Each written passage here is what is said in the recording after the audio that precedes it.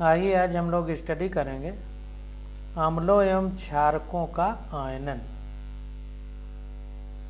इसको अगर अंग्रेजी में देखेंगे तो बोलते हैं ionisation of acid and bases. तो एक एक चीज़ को गंभीरता से, बड़े आराम से और बड़े अच्छे से समझने का प्रयास करते हैं। तो यहाँ पर देखिए अम्लों एवं क्षारकों का आयनन यानी ionisation of acid and bases. तो देखिए आयनन को अंग्रेजी में आयोनाइजेशन बोलते हैं। तो आयोनाइजेशन का मतलब होता है कि किसी भी कंपाउंड का दो घटकों में टूट जाना, और दोनों घटक क्या होने चाहिए? आयन होने चाहिए। तो जैसे NaCl है हमारे पास, ये एक साल्ट है, तो इसके दो भाग अगर होंगे तो एक Na+ बनेगा और एक Cl- बनेगा। तो जाहिर सी बात है कि जब कोई साल्ट हमारा दो घटक में टूटता है तो उसमें एक पॉजिटिव आयन होता है और एक निगेटिव आयन होता है। अब बात अम्लों एवं क्षारकों की है, यानी एसिड और बेस की। तो जो हमने आर्हेनियस संकल्पना पढ़ी थी उसमें ये बताया गया था कि अगर हम किसी पानी में, वाटर में कोई साल्ट डाल दें या कोई एसिड डालेंगे तो वो H+ देगा, और बेस डालेंगे तो वो OH- देगा। ये हमने पढ़ा है। तो इसी को आगे विस्तार से समझने का प्रयास करते हैं, और थोड़ा ध्यान दीजिएगा क्योंकि बातें बहुत कठिन होती हैं। तो आप लोग समझने की बजाय आपको लगता है कि पता नहीं कैसे बता रहे हैं। तो जब आप ध्यान से, गंभीरता से किसी बात को एकाग्रचित होकर समझेंगे तभी समझ में आएगा। NCERT इतना आसान नहीं है, किसी की नोट्स पढ़ लेना बड़ा आसान है। तो देखिए यहाँ पर लिखा है कि अधिकतर रासायनिक एवं जैविक अभिक्रियाएं जलीय माध्यम में होती हैं। तो ज़्यादातर हमारी जितनी केमिकल और बायोकेमिकल रिएक्शन है या बायोलॉजिकल रिएक्शन है, जैसे हमारे शरीर के अंदर खाने का पचना है, ऑक्सीजन का फेफड़े से पूरे शरीर में ब्लड द्वारा टिश्यू तक पहुंचना है, ये सब जैविक क्रियाएं हैं, बायोलॉजिकल रिएक्शन है।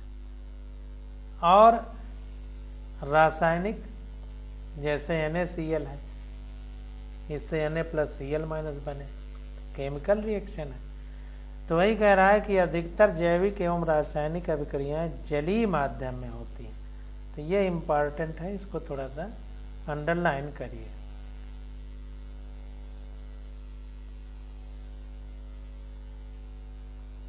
इन्हें समझने के लिए आर्हेनियस की परिभाषा के अनुसार अम्लों एवं क्षारकों के आयनन की विवेचना उपयोगी होगी। तो चूंकि ज़्यादातर जो रिएक्शन होती हैं, चाहे जैविक रिएक्शन हो चाहे रासायनिक रिएक्शन हो, जलीय माध्यम में होती हैं, और जलीय माध्यम में आयन की बात आर्हेनियस सिद्धांत करता है, आर्हेनियस अवधारणा करती है। तो इसलिए हम आर्हेनियस अवधारणा के आधार पर अम्ल और क्षारकों का यानी एसिड और बेस के आयोनाइजेशन की विवेचना करेंगे। अब यहाँ पर देखिए कह रहा है परक्लोरिक अम्ल। तो परक्लोरिक अम्ल का फार्मूला होता है HCl4। हाइड्रोक्लोरिक अम्ल फार्मूला होता है HCl। हाइड्रोब्रोमिक अम्ल HBr। हाइड्रो आयोडिक अम्ल HI। नाइट्रिक अम्ल HNO3। सल्फ्यूरिक अम्ल H2SO4 आदि अम्ल प्रबल कहलाते हैं। Very very most important. इन सब को जो है वो कर लीजिए कि ये कौन कौन से हैं जो प्रबल कहलाते हैं। ये स्ट्रांग एसिड है, प्रबल अम्ल है। और क्यों प्रबल अम्ल है हमने पीछे पढ़ा था। तो प्रबल अम्ल इसलिए हैं क्योंकि पानी में जैसे ही डाला जाता है इनको तो पूरी तरह से आयनित हो जाते हैं, लगभग आयनित या डिसोसिएट हो जाते हैं, वियोजित हो जाते हैं, दो भागों में, दो आयनों में टूट जाते हैं। तो वैद्युत अपघटन या वियोजन एक ही बात है।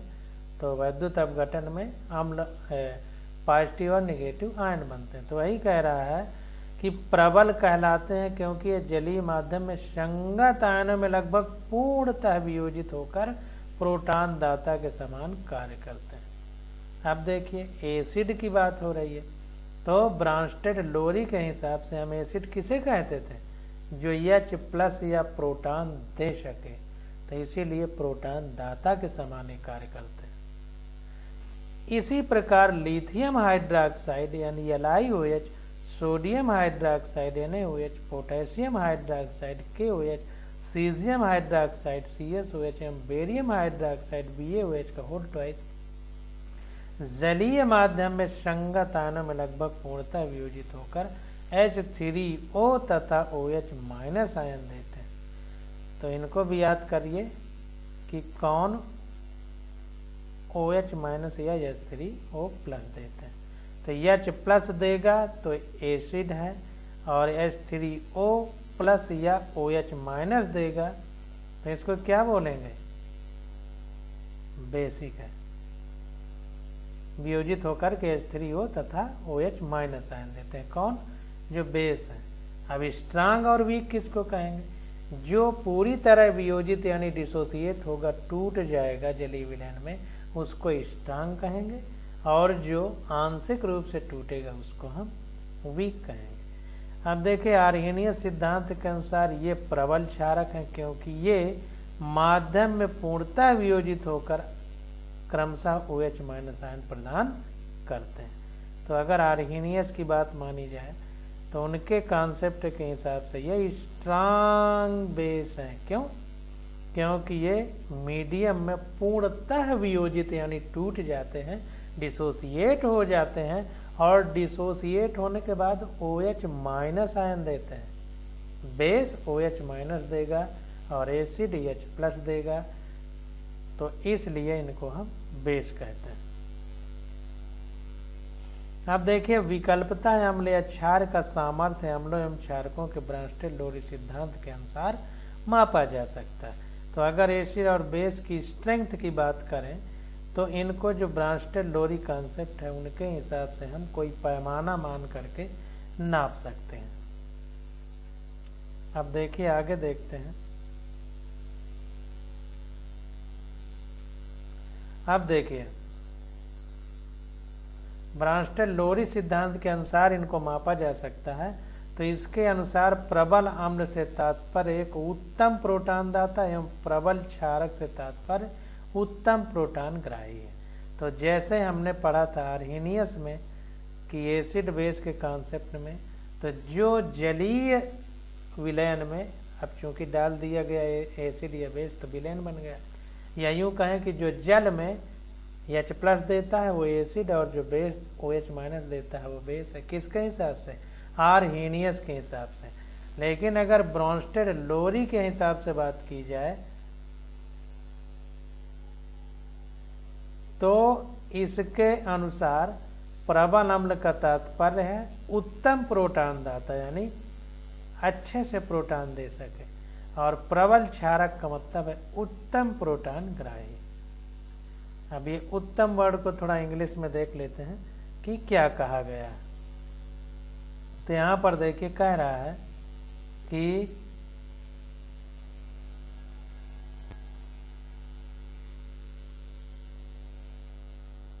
उत्तम का मतलब स्ट्रांगर। तो अगर स्ट्रांगर प्रोटॉन डोनर है यानी प्रोटॉन दाता है तो वो स्ट्रांग एसिड, और अगर एक्सेप्टर है ग्रहण करता है तो स्ट्रांग बेस कहलाएगा। अब देखिए आगे देखते हैं। ये एग्जाम्पल दे करके हमको समझाने का प्रयास किया जा रहा है कि दुर्बल अम्ल HA के अम्ल क्षार वियोजन साम्य पर विचार करें। दुर्बल अम्ल यानी वीक एसिड है, तो जाहिर सी बात है कि पूरी तरह से ये रिएक्टेंट खत्म नहीं होगा, रिएक्टेंट भी रहेगा, प्रोडक्ट भी रहेगा। क्यों, क्योंकि पूरी तरह से वो टूटा ही नहीं। तो जब पूरी तरह नहीं टूटा है तो रिएक्टेंट भी रहेगा उसमें, प्रोडक्ट भी रहेगा। तो देखिए HA जलीय विलयन में है इसलिए एक्वस, हाइड्रेटेड या जलीयोजित है इसलिए एक्वस लिखा गया। जलीय मतलब पानी है, H2O लिक्विड, इससे H3O+ एक्वस बना है और A- एक्वस बना। एक्वस, ये EQ लिखा है, AQ होना चाहिए। तो यहाँ पर समझते हैं, देखिए Ha से H3O प्लस बना, इसका मतलब ये है कि इसमें Ha है यानी H प्लस और A माइनस टूट सकता है, तो ये H प्लस दे सकता है तो एसिड है, दे सकता है तो एसिड है। और ये देखिए A माइनस है यानी H प्लस ले सकता है, तो इसी का संयुग्मी यानी कॉन्जुगेट बेस है, क्योंकि एक ही H प्लस का अंतर है। जब एक H प्लस का अंतर होगा तो आपस में एसिड या और उनके कॉन्जुगेट बेस कहे जाते हैं, या बेस होता तो इसको उसका कॉन्जुगेट एसिड कहते, जैसे आगे देखेंगे। तो देखिए जैसे H2O है, इससे H3O प्लस बना, तो H3O प्लस में एक H प्लस है जो दे करके H2O बन सकता है। तो चूंकि ये दे सकता है तो अम्ल है और ये ले सकता है तो क्षारक है। तो अगर इसको क्षारक या बेस मानेंगे तो इसका कॉन्जुगेट या संयुग्मी एसिड कौन होगा? H3O plus aqueous. तो इस प्रकार से हम लोग इन बातों को समझते हैं। चूंकि ये पीछे पढ़ चुके हैं इसलिए इसको हम अभी यहाँ अंडरलाइन नहीं करेंगे। अब देखिए कह रहा है कि खंड 6.10.2 में हमने देखा कि अम्ल या क्षारक वियोजन साम्य एक प्रोटॉन के अग्र एवं प्रतीप दिशा में स्थानांतरण से युक्त एक गतिक अवस्था है। तो एसिड और बेस का जो डिसोसिएशन है वह इक्विलिब्रियम में है, एक प्रोटॉन के अग्र एवं प्रतीप दिशा में स्थानांतरण से युक्त एक गतिक अवस्था है। तो यहाँ पर देख रहिए ध्यान से कि ये जो रिएक्शन है इसमें ये इलेक्ट्रॉन ये प्रोटॉन दे निकाल रहा है, यानी विलयन में प्रोटॉन दे रहा है तो A माइनस बन रहा है, ये दे रहा है तो A माइनस बन रहा है, और ये ले रहा है, देखिए H3O प्लस तब बन रहा है क्योंकि ये ले रहा है, मतलब H3O प्लस इसमें ज्यादा है तो ये भी दे रहा है, और ले कौन रहा है? H2O। ये दे रहा है, ये ले रहा है, ये दे रहा है, ये ले रहा है, तो कोई दे रहा है तो कोई ले रहा है। तो इसमें अगर देखा जाए इस रिएक्शन में तो हम इसको इस तरह समझ सकते हैं कि यहाँ पर देखिए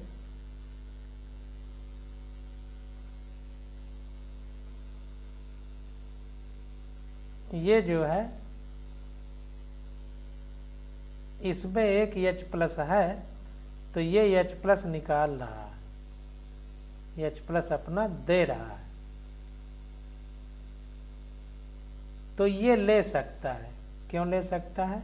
क्योंकि इसके पास A माइनस है यानी कमी है, तो ये ले सकता है। इसी प्रकार तो ये इधर हो गया, ये दे रहा है, H3O प्लस में H प्लस ज़्यादा है तो इसको दे सकता है क्योंकि इसके पास ज़्यादा है।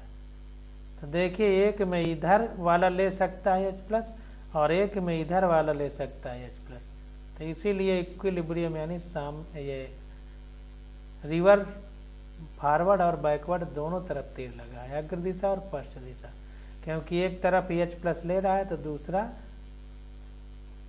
प्रोडक्ट वाला H प्लस दे रहा है रिएक्टेंट वाले को, यानी अग्र और पश्च दिशा में फॉरवर्ड और बैकवर्ड दोनों तरफ रिएक्शन चल रही।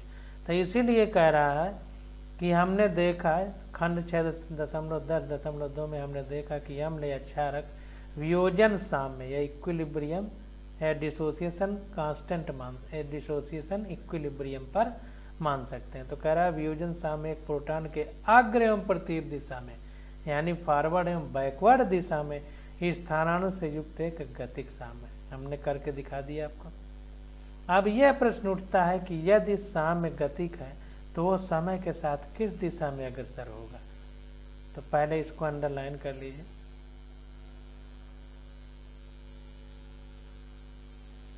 तब ये भी प्रश्न उठने लगेगा अगर इक्विलिब्रियम है तो इक्विलिब्रियम किधर को शिफ्ट होगा टाइम के साथ। तो यहाँ पर देखिए कह रहा है इसे प्रभावित करने वाला प्रेरक बल कौन सा है? ये करवा रहा है, कौन सा इंड्यूस्ड फोर्स है? इन प्रश्नों के उत्तर देने के लिए हम वियोजन साम्य में सम्मिलित दो अम्लों या क्षारकों के सामर्थ्य की तुलना के संदर्भ में विचार करेंगे। तो ये जो हमारे दिमाग में प्रश्न उठ रहे हैं कि रिएक्शन समय के हिसाब से किस दिशा में जाएगी, कौन सा बल है जो इनको रिएक्शन को करवा रहा है, तो इसके लिए हमें एसिड और बेस के स्ट्रेंथ पर ध्यान देना पड़ेगा। क्योंकि दो अगर पहलवान लड़ेंगे तो जीतेगा कौन, जो ज़्यादा प्रबल होगा। तो प्रबल वाला दुर्बल वाले को परास्त कर देगा। तो इसी प्रकार रिएक्शन में जो प्रबल होगा वो अपने हिसाब से रिएक्शन को शिफ्ट करेगा। तो अब हम यहाँ पर समझेंगे स्ट्रांग एसिड और बेस के बारे में। तो उपरोक्त वर्णित अम्ल वियोजन साम्य में उपस्थित दो अम्लों HA एवं H3O+ पर विचार करें, जो दो हैं, दो एसिड हैं HA और H3O+, यही दोनों अम्ल हैं यानी एसिड हैं। तो इन पर विचार करें।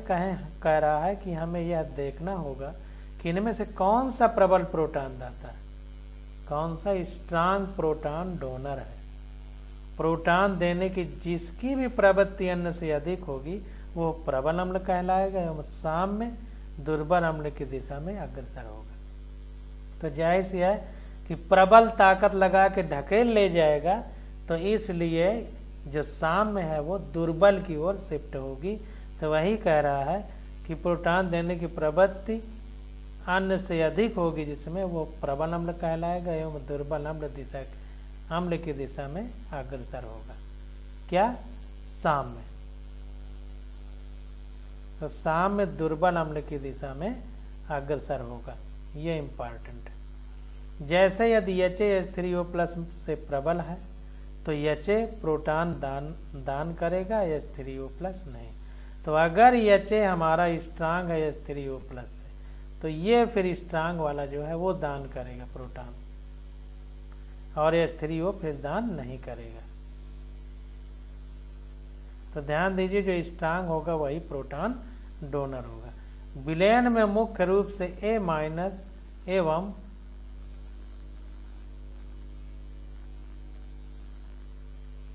एवं H3O+ आयन होंगे। विलयन में मुख्य रूप से A- एवं H3O+ आयन होंगे। साम्य दुर्बल अम्ल एवं क्षार की दिशा में अग्रसर होता है। तो जाहिर सी बात है कि HA अगर स्ट्रांग है तो जाहिर सी बात है कि ये स्ट्रांग है, तो रिएक्शन किधर जाएगी? फॉरवर्ड यानी अग्र दिशा में। इसलिए H3O+ और A- की सांद्रता या कंसंट्रेशन ज़्यादा होगी। इसीलिए कह रहा है कि विलयन में मुख्य रूप से A- एवं H3O+ आयन होंगे। क्यों होंगे? क्योंकि HA को प्रबल माना गया है, तो रिएक्शन HA ढकेल के किधर ले जाएगा? HA हमारा रिएक्टेंट है यानी अभिकर्मक है, तो अग्र दिशा में प्रोडक्ट की ओर यानी उत्पाद की ओर ले जाएगा। तो साम्य दुर्बल अम्ल एवं क्षार की दिशा में अग्रसर होता है, क्योंकि प्रबल अम्ल प्रबल क्षार को प्रोटॉन देते हैं। तो ध्यान दीजिए, इसी एक लाइन को पूरा अंडरलाइन कर लीजिए, इसको चाहे ना करिए, क्योंकि इसमें एसिड भरा, इसमें दोनों चीज़ें आ गई। तो इसको मेन चीज़ कहेंगे कि जो साम्य है हमारा इक्विलिब्रियम है, वो प्रबल अम्ल प्रबल साम्य दुर्बल अम्ल एवं क्षार की दिशा में अग्रसर होता है।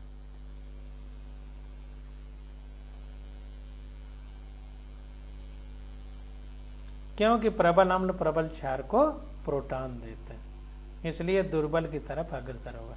जाहिर सी बात है कि जो ताकतवर है दूसरे को परास्त करेगा, तो उसी दिशा में जाएगा ताकतवर गिरने में जिधर वो दुर्बल वाला जाएगा।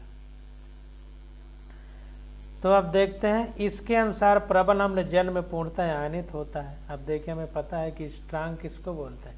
जो पूरी तरह से वियोजित यानी डिसोसिएट हो जाए। तो वही कह रहा है कि इसके अनुसार प्रबल अम्ल जल में पूर्णतः आयनित होता है। परिणामी क्षारक अत्यंत दुर्बल होगा, अर्थात प्रबल अम्लों के संयुग्मी क्षारक अत्यंत दुर्बल होते हैं। ये पीछे हम लोग पढ़ चुके हैं, अंडरलाइन कर चुके हैं, इसलिए यहाँ नहीं करेंगे। प्रबल अम्ल जैसे परक्लोरिक अम्ल HCl4, हाइड्रोक्लोरिक अम्ल HCl, हाइड्रोब्रोमिक अम्ल HBr, हाइड्रोआयोडिक अम्ल HI, नाइट्रिक अम्ल HNO3, सल्फ्यूरिक अम्ल H2SO4 आदि प्रबल अम्लों के संयुग्मी क्षारक क्या होंगे? एक एक H निकाल दीजिए, तो HClO3 है तो एक H प्लस कम कर दीजिए तो Cl4 माइनस हो जाएगा। HCl से एक कम करिए तो Cl माइनस हो जाएगा। HBr से एक कम करिए तो Br माइनस हो जाएगा, और HI से एक कम करिए तो I माइनस हो जाएगा। HNO3 से एक कम करिए तो NO3 माइनस आयन होंगे, जो H2O से अधिक दुर्बल क्षारक है। ये H2O से भी अधिक दुर्बल क्षारक है। तो स्ट्रांग एसिड का कॉन्जुगेट वीक बेस होता है, ये बताना चाह रहा है। इसी प्रकार अत्यंत प्रबल क्षार अत्यंत दुर्बल अम्ल देगा, जबकि एक दुर्बल अम्ल जैसे HA अणु उपस्थित रहेंगे। अब देखिए जैसे नाइट्रिक अम्ल HNO2, हाइड्रोफ्लोरिक अम्ल HF, एसिटिक अम्ल CH3COOH प्रतीकात्मक दुर्बल है। यह बात ध्यान रखने योग्य है कि दुर्बल अम्लों के संयुग्मी क्षारक क्या होंगे? अत्यंत प्रबल होते हैं। उदाहरण के लिए जैसे NH-O-2MH- उत्तम प्रोटॉन ग्राही है। क्यों? क्योंकि ये माइनस है तो प्लस को आसानी से ग्रहण कर सकता है, तो H प्लस आसानी से ले लेगा, तो उत्तम प्रोटॉन ग्राही है। O-2 है तो आसानी से H लेकर के OH- बनाएगा, या एक और H मिल जाएगा तो H2O बना देगा। एवं H- एक इलेक्ट्रॉन ले करके H2 बना देगा H प्लस लेकर के, तो ये उत्तम प्रोटॉन ग्राही है। अतः H2O से अत्यंत प्रबल क्षारक है, इसलिए H2O से अत्यंत प्रबल क्षारक है। फिनाप्थलीन, ब्रोमोथाइमोल, ब्लू आदि जल में विलेय कार्बनिक यौगिक दुर्बल अम्लों की भांति व्यवहार करते हैं। तो फिनाप्थलीन, ब्रोमोथाइमोल, ब्लू आदि जल में विलेय कार्बनिक यौगिक, ये ऑर्गेनिक कंपाउंड है, तो ये दुर्बल अम्लों की भांति व्यवहार करते हैं। तो ध्यान दीजिए जो इनऑर्गेनिक कंपाउंड हैं वो प्रबल होते हैं, और जो ऑर्गेनिक है वो दुर्बल होते हैं। तो पूरा अंडरलाइन कर लीजिए। ये इसलिए अंडरलाइन कर रहे हैं, आपको पता भी है लेकिन फिर भी क्यों अंडरलाइन किया जा रहा है?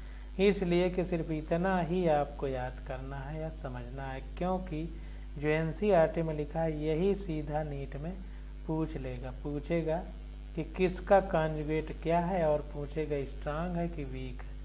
तो यही काम हमारे है की चीज। तो देखिए कार्बनिक यौगिक जो होते हैं वो दुर्बल अम्लों की भांति व्यवहार करते हैं। तो इनके अम्ल HIN तथा संयुक्त क्षार IN- भिन्न रंग दर्शाते हैं, तो अलग अलग कलर दिखाते हैं। जो कार्बनिक कंपाउंड है या ऑर्गेनिक कंपाउंड। अब देखिए आगे, तो यहाँ पर देखिए ये रिएक्शन लिखी गई है। HIN aqueous plus H2O liquid, पानी में इसको डाला गया तो ये हाइड्रेटेड हो गया, एक्वस लिखा है। H3O plus aqueous plus IN- aqueous, तो ये अम्ल सूचक रंगक है। ये रिएजेंट है कोई जो अम्ल को सूचित करेगा अपने रंग के द्वारा, इसलिए रंगक कहा जा रहा है। इसको देखते हैं अंग्रेजी में क्या बोलेंगे। इंडिकेटर, कलर का इंडिकेटर है, इसलिए इसको रंगक कह रहा है, कलर इंडिकेटर है। तो जब H2O में डाल दिया जाता है इसको, तो H3O प्लस हाइड्रेटेड जलयोजित आयन बनेगा, और IN- जलयोजित यानी हाइड्रेटेड आयन बनेगा। तो H3O प्लस ये अम्ल सूचक है, देखिए अम्ल सूचक है। तो यहाँ पर देखिए H2O से H3O प्लस बना है, तो H3O प्लस में इससे एक H प्लस ज़्यादा है, तो इसलिए ये एसिड की तरह काम करेगा और ये बेस की तरह।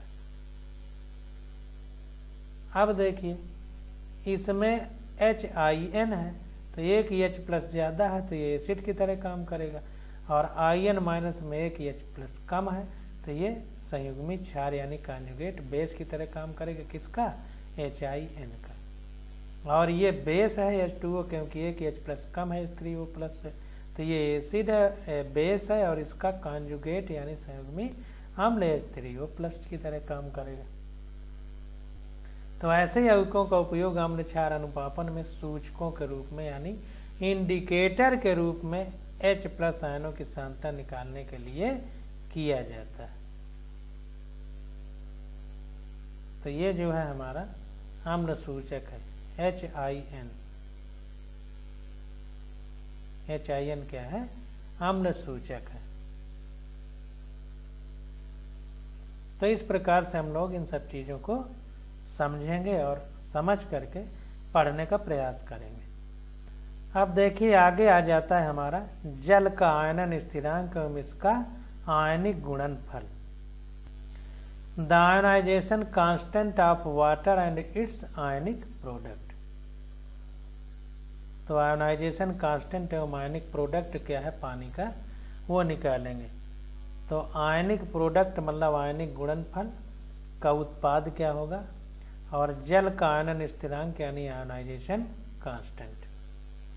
तो देखिए कह रहा है कि हमने खंड 6.10.2 में यह देखा कि कुछ पदार्थ जैसे जल अपने विशिष्ट गुणों के कारण अम्ल एवं क्षार दोनों की तरह व्यवहार कर सकते हैं। पीछे हम पढ़ चुके हैं।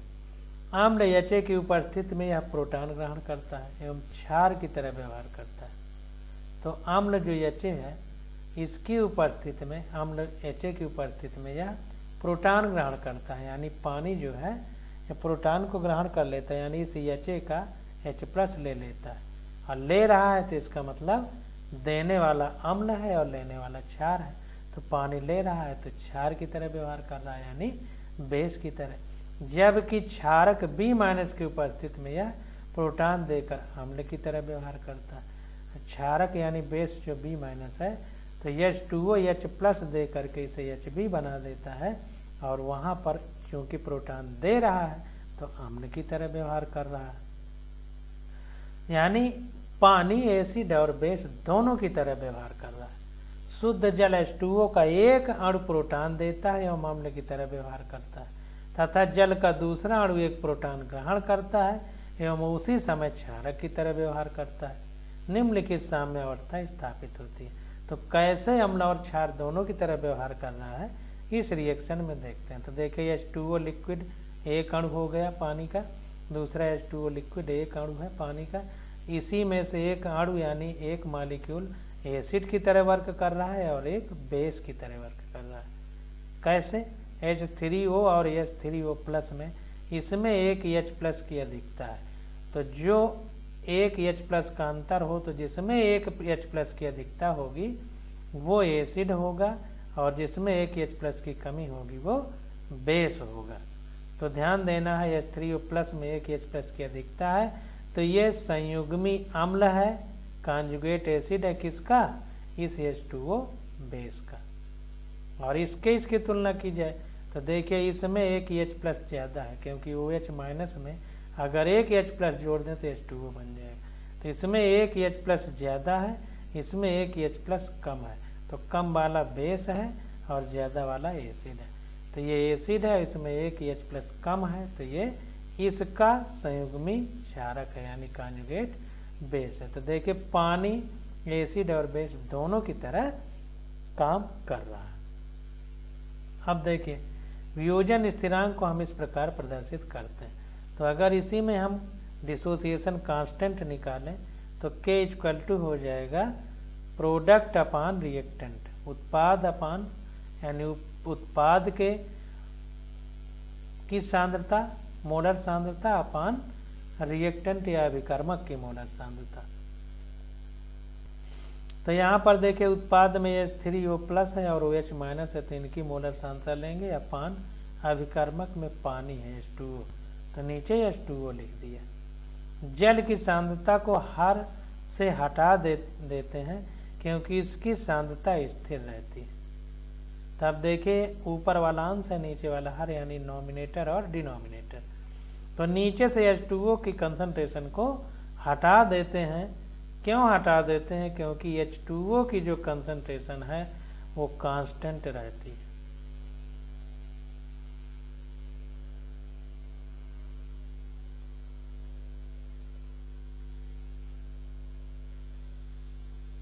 H2O को साम्य स्थिरांक सम्मिलित करने का एक नया स्थिरांक Kw प्राप्त होता है, जिसे जल का आयनिक गुणनफल या आयनिक प्रोडक्ट कहते हैं अंग्रेजी में। तो जब हम नीचे वाला हटा देंगे H2O लिक्विड को, क्यों? क्योंकि उसका जो कंसंट्रेशन है वो हमेशा कांस्टेंट रहता है, इसलिए उसको हटा देंगे तो हमारे पास क्या बचेगा? Kw = H + OH-। तो इसी में से देखिए, इसको हटा दिए तो Kw हो गए है आयनिक गुणनफल।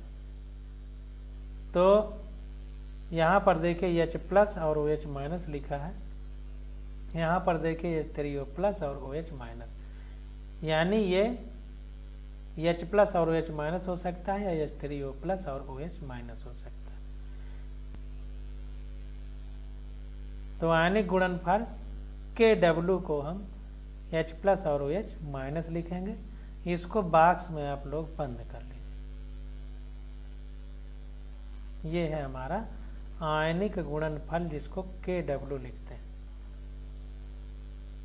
आयनिक प्रोडक्ट अंग्रेजी में कहते हैं। 298 केल्विन पर प्रायोगिक रूप से H+ आयन की सांद्रता 1 × 10⁻⁷ मोलर पाई गई और जल के वियोजन से उत्पन्न H+ और OH- आयनों की संख्या बराबर होती है। तो ध्यान दीजिए कि H+ की कंसंट्रेशन 298 केल्विन यानी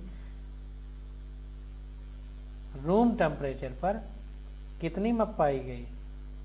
1.0 × 10⁻⁷ मोलर पाई गई। और डिसोसिएशन से, जो पानी के डिसोसिएशन से H+ और OH बने, उनकी संख्या बराबर पाई गई। इसलिए हाइड्रोक्सिन आयनों की सांद्रता OH- = H+। कितनी हो जाएगी? 1 × 10⁻⁷। तो चूंकि दोनों की मात्रा बराबर है, सांद्रता और संख्या भी बराबर है, इसलिए दोनों की सांद्रता भी बराबर होगी। संख्या बराबर है तो सांद्रता बराबर होगी। इस प्रकार 298 केल्विन पर Kw का मान कितना होगा? 298 केल्विन पर ध्यान दीजिए, यानी रूम टेम्परेचर पर Kw होगा H3O+ OH-। तो दोनों की देखिए H+ लिखे या H3O+, एक ही बात है। तो दोनों की चूंकि बराबर है, इसलिए दोनों का स्क्वायर कर दिए। तो आ गया 1 × 10⁻⁴ m²। दोनों में m है तो स्क्वायर हो जाएगा। तो Kw कितना हो गया? 1 × 10⁻⁴ m²। तो Kw का मान ताप पर निर्भर करता है, क्योंकि यह साम्यावस्था स्थिरांक है। तो ध्यान दीजिए, जैसे इक्विलिब्रियम कांस्टेंट हमारा टेम्परेचर पर डिपेंड करता था, वैसे Kw भी टेम्परेचर पर डिपेंड करेगा, क्योंकि ये भी इक्विलिब्रियम कांस्टेंट ही है। बस फर्क इतना है कि इक्विलिब्रियम कांस्टेंट किसी के लिए भी होता था, जबकि आयनिक गुणनफल यानी आयनिक प्रोडक्ट हमारा पानी के लिए होता है, H+ और OH- के लिए। तो शुद्ध जल का घनत्व 1000 ग्राम पर लीटर है और इसका मोलर द्रव्यमान 18 ग्राम प्रति मोल है। 1 मोल का द्रव्यमान ही मोलर मास कहलाता है और इसी को परमाणु द्रव्यमान भी कहते हैं, एटॉमिक मास पर मोल कहेंगे। तो इससे शुद्ध जल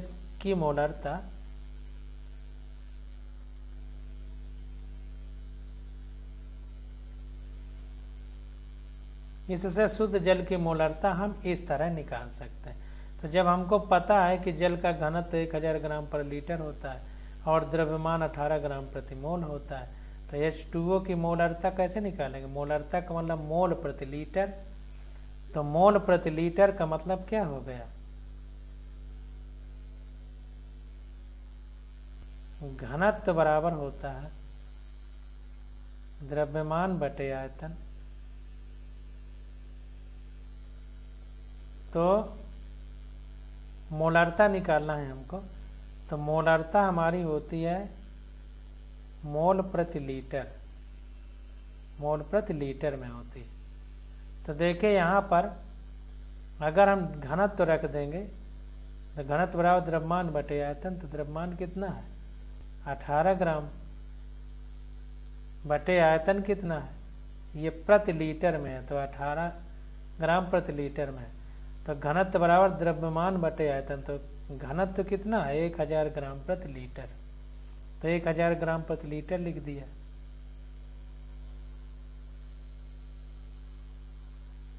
V इक्वल टू हो जाएगा हमारा m/d, ये हो जाएगा V इक्वल टू हमारा m/d हो जाएगा। घनत्व बराबर द्रव्यमान बटे आयतन, तो आयतन बराबर द्रव्यमान बटे घनत्व हो जाएगा।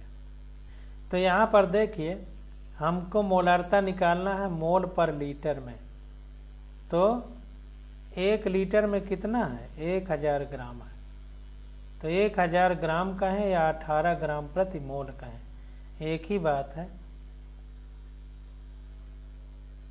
तो देखिए जो मोलरता है वो हम मोल पर लीटर में निकालते हैं, तो जाहिर सी बात है कि जो 1000 ग्राम है 1 लीटर में, इसको हम मोल में बदल लें, तो 18 ग्राम बराबर पानी का जो मोलर द्रव्यमान है वो 18 ग्राम है, यानी 18 ग्राम बराबर 1 मोल, इसलिए 1 ग्राम बराबर 1/18 मोल, 1000 ग्राम बराबर 1/18 गुणे 1000 मोल, और इतने मोल 1 लीटर में है तो बटे 1 लीटर कर दिया, तो मोल पर लीटर में मोलरता आ गई।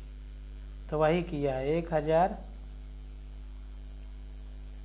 बटे 18 और बटे 1 लीटर, तो इसको इस तरह लिख सकते हैं 1000 बटे 18 गुणे 1 लीटर, तो वही लिखा 1000 बटे 18 बटे 1 लीटर।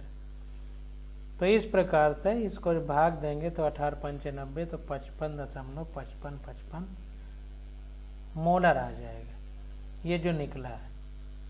तो इस प्रकार से ये जल की जो है हमारी मोलरता आ गई कितने पे, रूम टेम्परेचर पे। तो H2O की मोलरता कितनी है रूम टेम्परेचर पर 55.55 मोलर। तो इस प्रकार वियोजित एवं अवियोजित योजित जल का अनुपात, तो इस प्रकार से जो टूट गया और जो नहीं टूटा उस जल का अगर हम अनुपात निकालें तो हमें क्या प्राप्त होगा। तो देखिए जल जब टूटता है तो H2O हमारा H+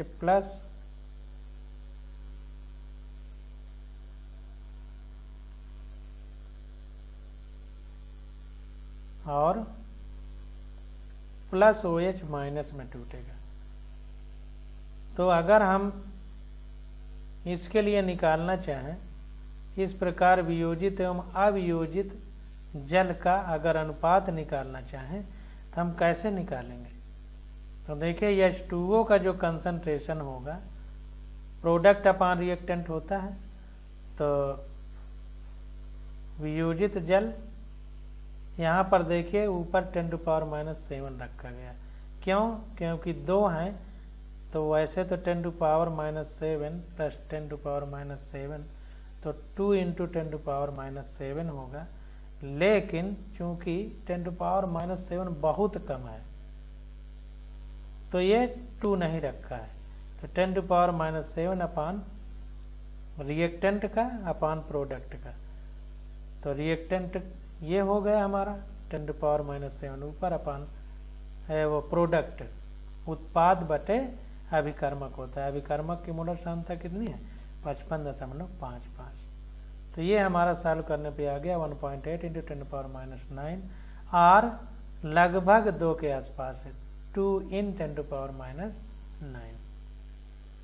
इस तरह से हम लोग निकालेंगे। कह रहा इस प्रकार साम्य मुख्यतः अवियोजित जल के अणुओं की ओर रहता है। तो जो साम्य होता है वो जो नॉन डिसोसिएटेड वाटर है उसके अणुओं की ओर रहता है। तो देखिए यहाँ पर जो ये लिखा गया है कि इस प्रकार साम्य यानी इक्विलिब्रियम मुख्यतः अवियोजित यानी नॉन डिसोसिएटेड वाटर के मॉलिक्यूल की ओर रहता है। ऐसा क्यों कह रहा है, क्योंकि जो ये अनुपात निकल के आया है ये 1.8 × 10⁻⁹ तो चूंकि -9 यानी बहुत कम है, तो इसलिए वियोजन यानी डिसोसिएशन बहुत कम हुआ है पानी का, यानी H+ और OH- कम बने हैं। तो इक्विलिब्रियम किधर रहेगा? जिधर अनवियोजित यानी अवियोजित जल के अणु है उस तरफ रहेगा। तो वही कह रहा है कि इस प्रकार साम्य मुख्यतः अवियोजित जल के अणुओं की ओर रहता है। अब देखिए, अम्लीय, क्षारीय और उदासीन जलीय विलयनों को H3O+ एवं OH- की सांद्रताओं के सापेक्षिक मानों द्वारा विभेदित किया जा सकता है। तो रिलेटिव जो वैल्यू है H3O+ एवं OH- की, उसके आधार पर हम एसिड, बेस और उदासीन को ऐसे बता सकते हैं कि H3O+ ज़्यादा है तो कहेंगे एसिडिक है, H3O+ और OH- बराबर हैं तो कहेंगे न्यूट्रल या उदासीन विलयन है, और H3O+ कम है, OH- ज़्यादा है तो कहेंगे कि बेसिक सॉल्यूशन है या विलयन हमारा बेसिक है। तो जलीय विलयनों को इस प्रकार से हम लोग बता सकते हैं। बहुत सिंपल सी चीज़ है, लेकिन अभी नए नए में आप लोगों को थोड़ा टिपिकल लग रहा है, इसलिए इसको निशान लगा लीजिए। जब पढ़ते रहेंगे तो ये बहुत आसान बात लगेगी कि जिसमें H+ OH- बराबर होंगे वो हमारा न्यूट्रल होगा, जिसमें OH ज़्यादा होंगे वो बेस होगा, जिसमें H+ ज़्यादा होंगे वो एसिड होगा। अब आगे हमारा आ जाता है pH स्केल। तो इसकी स्टडी हम लोग अगले लेक्चर में करेंगे। आज बस यहीं तक।